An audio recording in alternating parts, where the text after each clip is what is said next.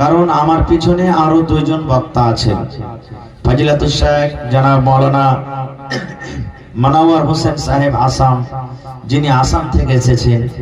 ফজিলাতুল শেখ জনাব মাওলানা জার্জিস সাহেব চতুর্বেদী হাফেজাহুল্লাহ, যিনি ইউপি থেকে এসেছেন। তাদেরকে শুনতে হবে।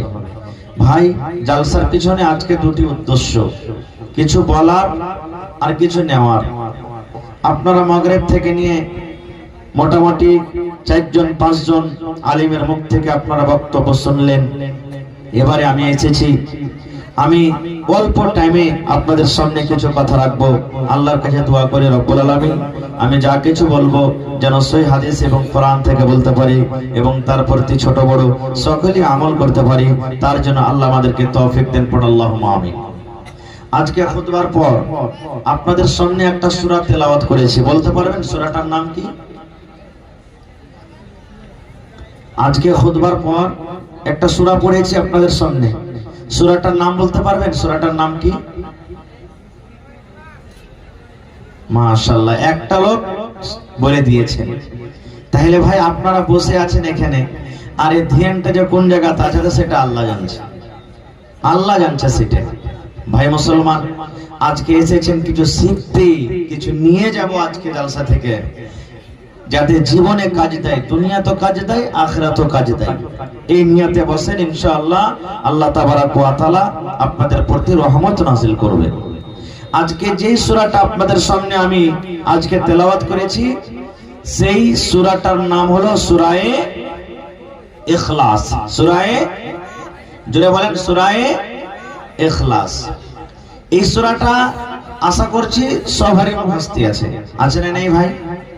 কারণ কেউ নেকি মনে করে মুখস্থি করে, কেউ নামাজে পড়বো বলে মুখস্থি করে, আর কেউ বিয়ে শাদী করবো বলে মুখস্থি করে।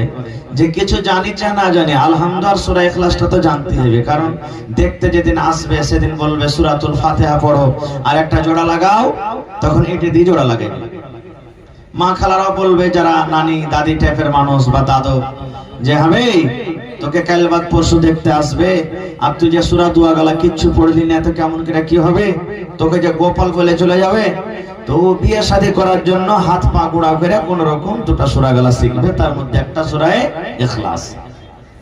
ভাই মুসলমান, এই সূরাটা তো আমরা আশা করছি নর নারী ছোট বড় সবাই জানছে, কিন্তু সূরাটার মানা কি, সূরাটার ফজিলত কি, এই সূরাটাতে আল্লাহ তাবারাক ওয়া তাআলা কি দিয়েছেন আমাদেরকে, এই জিনিসগুলো সবাই কিন্তু আমরা জানি না।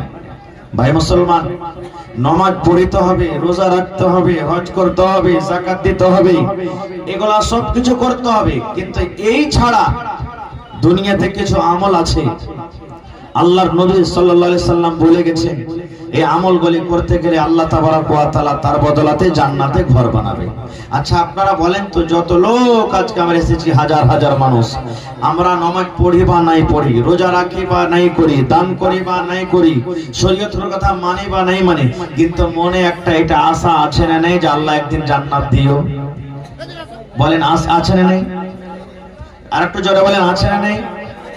আজকে বৈঠকে মজলিসে দোয়া করেন আল্লাহর কাছে, কে জানি কখন কার দোয়া আল্লাহ তাআলা কবুল করবেন। যে হে পরওয়ারদিগার, বাড়ি ঘর ছেড়ে আজকে জালসা শুনতে এসেছি হুসাইনি টোলাতে, হে আল্লাহ ছোট বড় নর নারী আমরা পাপী গুনাহগার হইতে গেল, আল্লাহ তোমার নাম হলো গফফার, তুমি maaf করনে ওয়ালা। আল্লাহ আমাদের জীবনের সমস্ত গুনাহকে maaf করে কিয়ামতের দিন আল্লাহ তুমি জান্নাতুল ফিরদৌসে জায়গা দাও। আল্লাহুম্মা আমিন, জোরে পড়ো আল্লাহুম্মা আমিন। ভাই মুসলমান, তবে আজকে আপনাদের সামনে আমার বিষয় হবে কি, জান্নাত কার জন্য, পৃথিবীতে কোন আমল করতে গেলে আল্লাহ তাবারাক ওয়া তাআলা জান্নাত দিবেন। জান্নাত নেওয়ার জন্য রেডি আছেন তো ভাই? জোরে বলেন, তৈয়ার আছেন তো? আলহামদুলিল্লাহ। ভাই আমার, শর্টে কথা বলবো আপনাদের সামনে 10 থেকে 15 মিনিট। আল্লাহর নবী মুহাম্মদ সাল্লাল্লাহু আলাইহি ওয়াসাল্লাম বলেছেন, আল্লাহ এবং আল্লাহর রাসূলের প্রতি যারা ঈমান আনে তাদের জন্য হলো জান্নাত। এক নম্বর কথা, জান্নাত নিতে গেলে প্রথমে কি করতে হবে? আল্লাহ এবং আল্লাহর নবীর প্রতি ঈমান আনতে হবে। ঈমান বলতে কি? রোজির মালিক কে বলেন তো? রোজির মালিক কে? একটু কথা বলবেন। মত হায়াতের মালিক কে? ভালো মন্দর মালিক কে? দুঃখ সুখের মালিক কে? আচ্ছা আপনারা একটু ফট করে 1 সেকেন্ডে জবাব দিবেন। এতটি লোক বসে আছেন, আল্লাহর বাবার নাম কেউ বলতে পারবেন? বলতে পারবেন না? আল্লাহর বাবার নাম বলতে পারবেন না? হায় আল্লাহ। আল্লাহর মায়ের নাম, আল্লাহর দাদা দাদির নাম কেউ বলতে পারবেন না, আমিও পারবো না। কেন? আল্লাহ তাআলা নিজে কোরআনে বলছেন, কুল, হে নবী আপনি বলে দেন আপনার উম্মতকে, হুয়াল্লাহু আহাদ, আল্লাহ হলেন এক। আহাদ মানে হলো এক। তা আল্লাহ হলেন এক। তা আল্লাহর মাও নাই, বাবাও নাই, ছেলে নাই, মেয়ে নাই, বেটা নাই, বেটি নাই, বিবি নাই, ভাই নাই, কেউ নাই। আল্লাহ হলেন এক। দুটা যদি আল্লাহ হয়তো, তা আজকে জালসা হয়েছে হোসেনি টোলাতে, একটা আল্লাহ আজকে রাতটা খুব ভালো দিয়েছে, আর একটা আল্লাহ বলতো কি, আমারও তো কিছু চলা চাই, তো এক কাজ কর 10-20 বোন পানি গালা দিয়ে দে। হয়তো কি হতো না? এক বাড়িতে 5টা 2টা 4টা ভাই আছে, মাঝে মাঝে ঝামেলা হয় কি হয় না ভাই? বাপ বেটাতে ঝামেলা হয়, স্বামী স্ত্রীতে ঝামেলা হয়। যদি এই যে রোজটা গেল আজকে আল্লাহুস সামাদ, আর একটা যদি আল্লাহ হয়তো, তো কি বলতো, এই খালি তুই হুকুমত চালাবি, আমি চালাবো না। এখন মানুষ মাপের রূপ লাগাইছে, ধান কাটছে, তো এক কাজ কর কিছু কিছু পানি দিয়ে দে। হয়তো না? আর যখন এক থেকে বেশি আল্লাহ হবে, আর যখন দুজনের যখন বাদশাহত হুকুমত চলবে, তখন এই সংসার দুনিয়া চলবে, দুনিয়া শেষ হয়ে যাবে। এই জন্য আল্লাহ হলেন কয়? এক হলেন আল্লাহ। তা আল্লাহর প্রতি যারা ঈমান এনেছে, কারণ মানুষ যদি খোদা দাবি করে, মানুষ যদি আল্লাহ দাবি করে, চলবে? জোরে বলেন চলবে না। ইব্রাহিম আলাইহিস সালাম যখন ফেরাউন বাদশা তাকে ডাকলেন, ইব্রাহিম নবীকে, এই ইব্রাহিমকে ডাকো আমার সামনে। ইব্রাহিম নবী হাজির হয়ে গেলেন সামনে। ফেরাউন বলছে, এই তুমি কি আমাকে আল্লাহ মানো না? নমরুদ বলছে, আমাকে তুমি আল্লাহ মানো না? বলছে, না, তোমাকে আমি আল্লাহ মানি না, খোদা মানি না। বলছে, খোদা তাহলে তুমি কাকে মানো? বলছে, খোদা আমি ওকে মানি যে মওত হায়াতের মালিক, আল্লাহ যাকে চাহে মারে আর যাকে চাহে বাঁচিয়ে দেয়। নমরুদ তখন বলছে যে আমি তো এটা করতে পারি, এটা তো আমার জন্য সহজ। বলছে, কেমন করে? 2টা লোককে ডাকা হলো, 2টা লোককে ডাকা পর একটাকে মেরে দিল আর একটাকে ছেড়ে দিল। বলে, দেখলি আমি তো করতে পারবো না, এটা আমি তো আল্লাহ, একটাকে মারবো একটাকে ছেড়ে দেবো। ইব্রাহিম নবী দেখলেন ইয়াতি তো কামিয়াব হয়ে গেল, ই বুঝলো না। তখন বলছেন যে, এই নমরুদ শোন, আর একটা তোকে উত্তর দিতে হবে। বলছে, কি রে নমরুদ? আমার আল্লাহ হলেন ওই যে আল্লাহ রব্বুল আলামিন প্রত্যেক দিন সূর্যকে উঠায় কোথা থেকে? পূরব থেকে সূর্য উঠে আর পশ্চিম দিকে সূর্য ডুবে যায়। পূরব থেকে সূর্য উঠে পশ্চিম দিকে সূর্য ডুবে যায়। যদি তুমি আল্লাহ হও, তুমি যদি ভগবান হও, তাহলে আজকে তুমি সূর্যকে বলো যে ও পশ্চিম থেকে উঠবে আর পূর্ব দিকে গিয়ে ডুববে। তুমি আল্লাহ না, তো তুমি বলো সূর্যকে যে পশ্চিম থেকে উঠবে আর কোথায় ডুববে? পূর্ব দিকে ডুববে। আল্লাহর আদেশে সূর্য চলছে না মানুষের। জোরে বলেন, বাদশার ক্ষমতা আছে কি? লজ্জায় লজ্জিত হয়ে গেল। তখন বলছি, বেটাকে পারা যাবে নাকি, আগুনে ফেলে দে, আগুনে ফেলে দে। ভাই মুসলমান, আমি ঘটনার দিকে যাব না যে পরে কি হলো। তা আল্লাহর নবী বলেছেন, আল্লাহ তাআলার প্রতি যারা ঈমান রাখে যে আল্লাহ হলেন এক, আর আল্লাহ হলেন সবকিছুর মালিক, এবং নবীর প্রতি যারা ঈমান আনে আর নবীর কথাকে সত্য মনে করে, নবী যা দুনিয়াতে বলেছেন আমাদের তার প্রতি বিশ্বাস আছে না নাই ভাই? কেমন বিশ্বাস করতে হবে? আজকে কোথায় লড়াই ঝগড়া চলছে? ফিলিস্তিনে লড়াই ঝগড়া চলছে না, চলে না? কত কত মুসলমানকে মেরে দেওয়া হলো, জবে করে দেওয়া হলো। ওই ফিলিস্তিনের ঘটনা আপনাদের সামনে বলছি। সুবহানাল্লাহ। আল্লাহর নবী মক্কাতে জন্ম নিয়েছেন, নবী হইলেন, নবীর কথা কেউ মানে না, শুনে না। কে পাগল বলছে, কে দিওয়ানা, কে জাদুঘর, কে আর কিছু। নবী যে আফসোস করে রাতের বেলাতে বাড়িতে বসে আছে। আল্লাহ রাব্বুল আলামিন নবীকে বললেন, আল্লাহ তাবারাক ওয়া তাআলা জিবরিল ফেরেশতাকে বললেন, ও আমার জিবরিল রে, আমার নবী আফসোস করে বিছানাতে বসে আছে, যাও যাও যাও আমার নবীকে আমার কাছে তুমি নিয়ে এসো। লম্বা ঘটনা ভাই, ঘটনার দিকে আমি যাব না। খো জিবরিল ফেরেশতা চলে গেলেন, নবীজিকে ডাক দিলেন, ইয়া মুহাম্মদ, ও নবীজি, ও মুহাম্মদ, আল্লাহ রাব্বুল আলামিন রাতে এসেছে, আল্লাহ রাব্বুল আলামিন সাত আকাশের উপরে আপনাকে ডাক দিয়েছেন, আল্লাহ রাব্বুল আলামিন আপনার সাথে কথা বলবেন। ও নবী গো, আপনি রেডি হয়ে যান, আপনি রেডি হয়ে যান, আপনি তৈয়ার হয়ে যান। নবীজি রেডি হয়ে গেলেন। এবারে নবীজি জিবরিলকে বলছেন, ও জিবরিল, তোমার পর আছে, পাখা আছে, তুমি উড়তে উড়তে চলে যাইবা, আর আমি হলাম মানুষ, আমার তো কোনো পর নাই, পাখা নাই, আমি কেমন করে যাব, কেমন করে যাব? আল্লাহ রাব্বুল আলামিন জিবরিলকে বললেন, জিবরিল, আমার নবীকে নিয়ে আসার জন্য একটা বুররাক নামী ঘোড়া তুমি নিয়ে যাও, বুররাক ঘোড়া নিয়ে যাও। সেই ঘোড়াটা কত তেজ জানেন? যত দূর নজর যাবে ওইখানে একটা পা পড়বে, ড্যাগ পড়বে, এত তেজ। 2-4 সেকেন্ডে গোটা পৃথিবী ঘুরবে, এত তেজ। সুবহানাল্লাহ। এবার নিয়ে চলে গেলেন কোথায়? যে জায়গাতে লড়াই ঝগড়া চলছে। সব নবীরা ওখানে হাজির, যত দুনিয়াতে নবী এসেছিলেন, আদম থেকে নিয়ে সুবহানাল্লাহ ঈসা নবী পর্যন্ত সব হাজির। কে চেয়ারম্যান সাহেব চলে গেছেন নাকি? তো চেয়ারম্যান সাহেব মাত্র 2000 দিলে জি? कोई चेयरमैन साहब कौन दिखा आছেন भाई? चेयरमैन साहब अगर यहाँ मौजूद हो तो स्टेज आएंगे।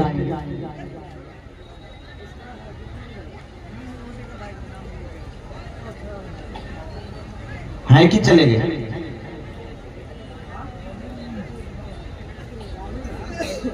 अच्छा लेखा रखें একটু, তখন কিছু বলে দিতে তখন বলছি।